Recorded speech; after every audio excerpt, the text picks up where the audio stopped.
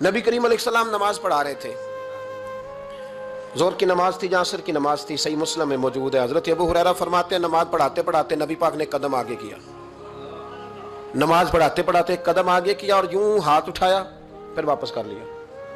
अब नमाज पढ़ के ना तो सलाम फेरा तो सहाबा अर्ज करने लगे या रसूल अल्लाह सल्लल्लाहु अलैहि वसल्लम, वो नमाज में पैर भी आगे किया तो हाथ भी उठाया, तो वजह क्या थी? पहला सवाल तो ये है कि आप लोग नमाज पढ़ रहे थे या हुजूर को देख रहे थे? तो सहाबा तो पहले ही बताते हैं कि भाई हम तो पहली साफ में नमाज इसलिए पढ़ते थे कि नमाज भी होती रहती थी और चुपके चुपके महबूब की दीद भी होती रहती थी। हुजूर से पूछा या रसूल अल्लाह, वो नमाज पढ़ते पढ़ते कदम आगे बढ़ाया आपने तो फिर पीछे कर लिया, क्या था?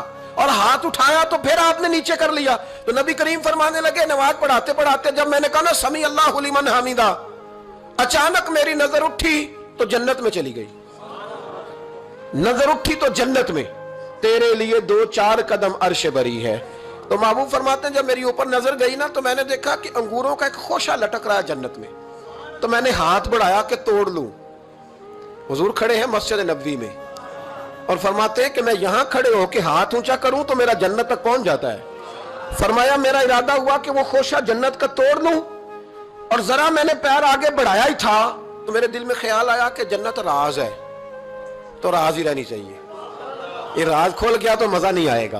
तो मैंने फिर वो हाथ वापस कर लिया। सहाबा कहते हैं जब नबी करीम ने ये बयान किया तो हमारे चेहरे ने तजस्सुस से खेल उठे, तजस्सुस से। हम कोई बात और भी सुनना चाहते थे तो महबूब फरमाने लगे अगर मैं वो खोशा तोड़ के ले आता और तुम्हें दे देता तुम कयामत तक भी खाते रहते तो तुमसे खत्म नहीं होना था।